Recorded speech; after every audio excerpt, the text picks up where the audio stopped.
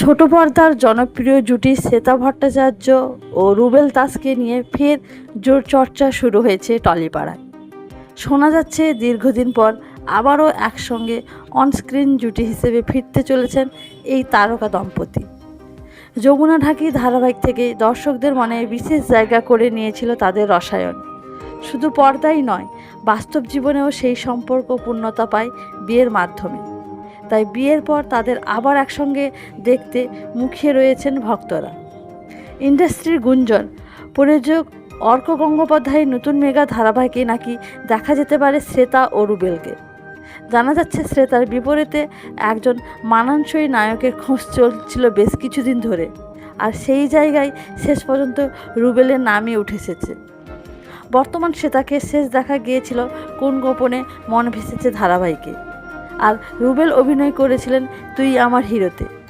এবার যদি এই জুটি সত্যি একসঙ্গে ফেরেন, তাহলে ছোট পর্দার নতুন করে উদ্বোধনা তৈরি হওয়ার সময় অপেক্ষা মাত্র।